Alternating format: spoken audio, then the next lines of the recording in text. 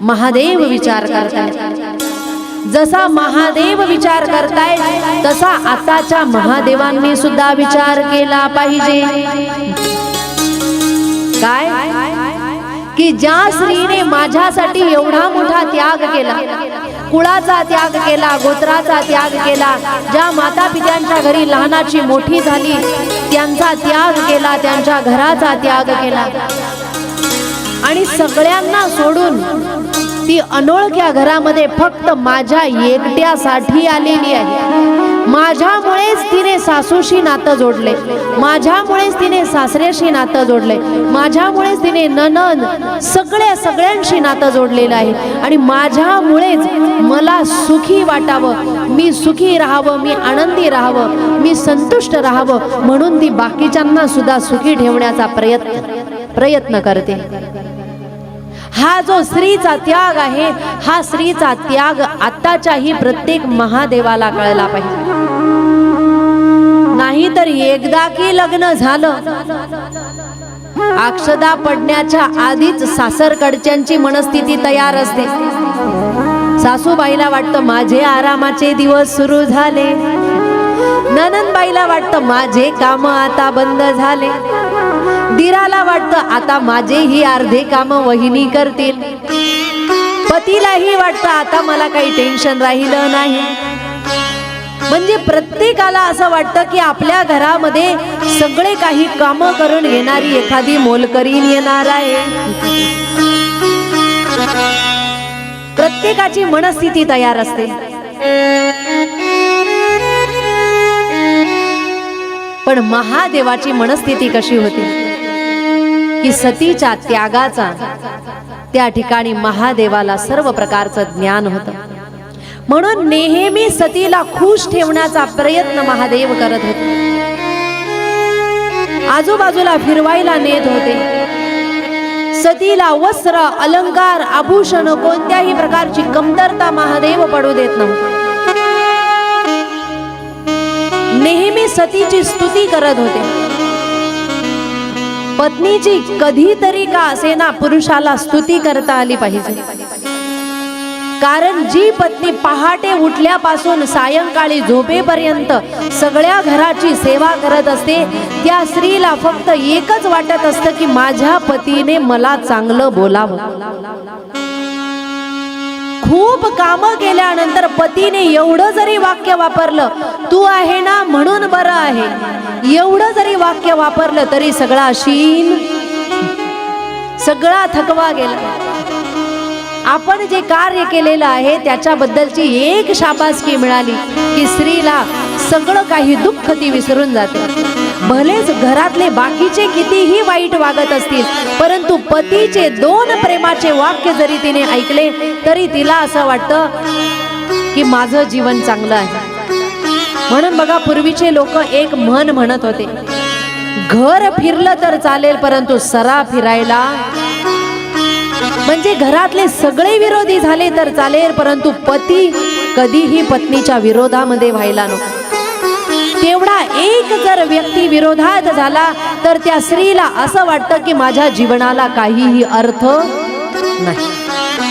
पती जर बदलला तर तिला असं वाटतं माझ्या आयुष्याला कोणताच अर्थ नाही, माझं जीवन व्यर्थ आहे।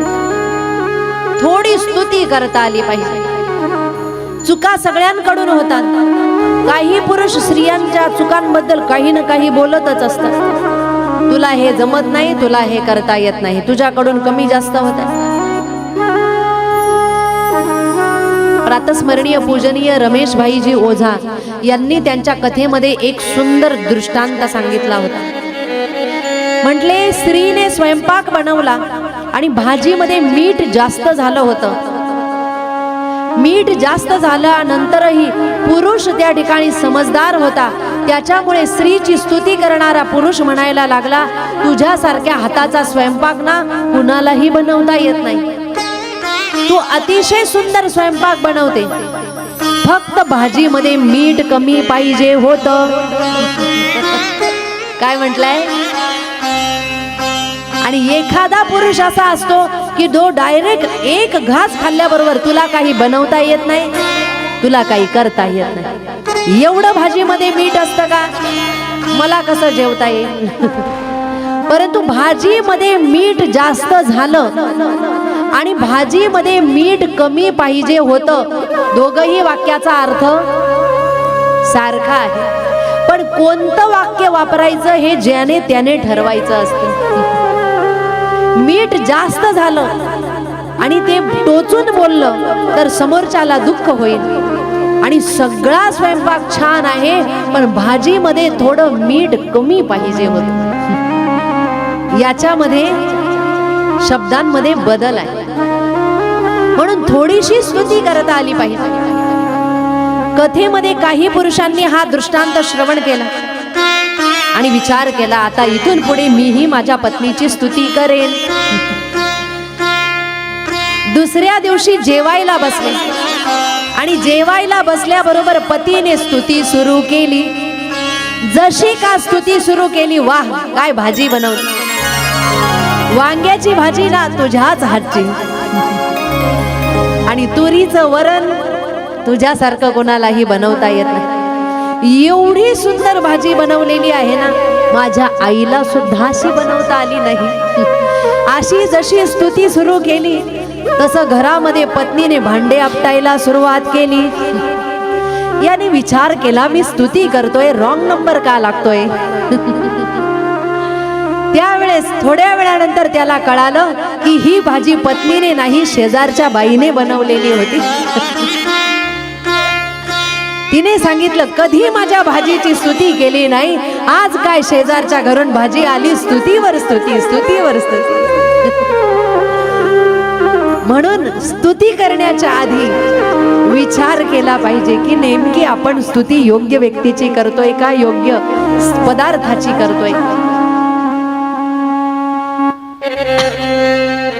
भगवान महादेव देवी पार्वतीला नेहमी खुश ठेवण्याचा प्रयत्न करतात.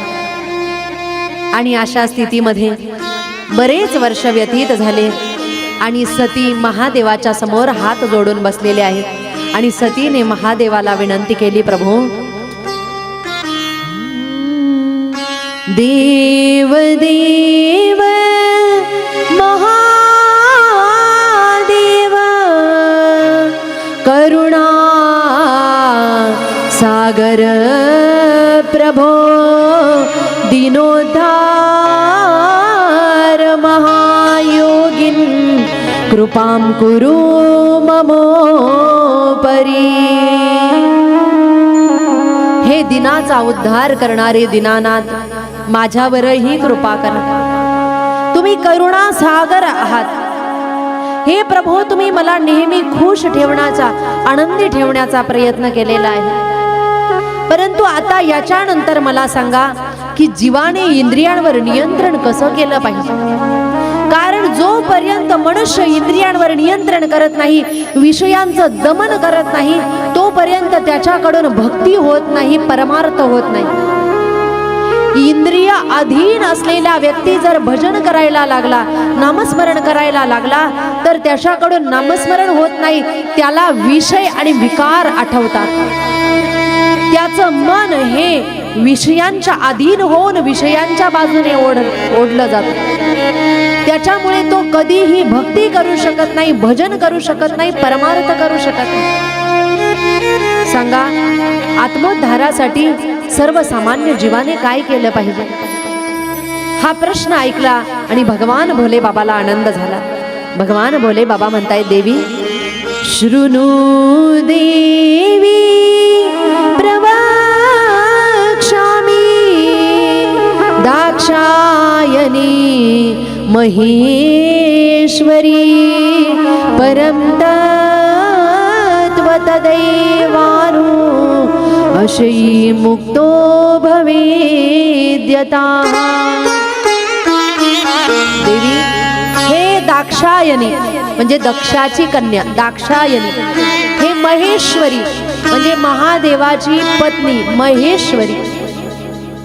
तुमच्याकडून मला हीच अपेक्षा होती की भवसागरातून जीवाने तरण्यासाठी अजून काय केलं पाहिजे. हा जो विचार तुम्ही मांडलेला आहे हा जगत कल्याणाचा आहे. प्रत्येक व्यक्तीने आपल्या आत असलेल्या भगवान परमात्म्याला जागृत करण्याचा प्रयत्न केला पाहिजे. त्याच्यासाठी नवविधा भक्ती भगवान महादेव देवी सतीला सांगू लागलेली आहे. महादेव म्हणतायत श्रवणं कीर्तनं चैव स्मरणं सेवनो तथा दास्यं तथार्चनो देवी वंदनं मम सर्वदा. श्रवणं कीर्तनं स्मरणं सेवनं दास्यं अर्चनं वंदनं मम सर्वदा. म्हणजे ही जी 8 प्रकारची भक्ती आहे भगवान महादेव सांगतात. श्रीमद भागवतामध्ये त्या ठिकाणी ध्रुव बाळाने हीच जी भक्ती आहे, प्रल्हादजींनी हीच भक्ती आपले पिता हिरण्यकश्यपूला सांगितलेली आहे.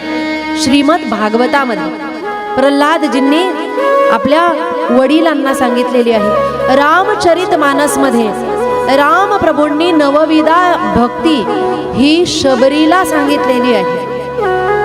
आणि शिवपुराणामध्ये हीच नवविधा भक्ती भगवान भोले बाबांनी देवी सतीला सांगितलेली आहे. आणि जेव्हा पहिली जी श्रवण भक्ती आहे त्या श्रवण भक्तीचे वर्णन महादेव करू लागले. श्रवण भक्तीने मनुष्याच्या अंतःकरणामध्ये भाव उत्पन्न होतो, भक्ती जागृत होते, आत्म चित्तवृत्ती स्थिर व्हायला लागते, मन प्रसन्न होतं, आतले दोष हळूहळू कमी होतात. जेव्हा हे श्रवण केलं त्यावेळेस त्या ठिकाणी सतीने विनंती केली, प्रभो आपणही कथा ऐकायला जाऊयात का? चला आपणही श्रवण भक्ती करूया.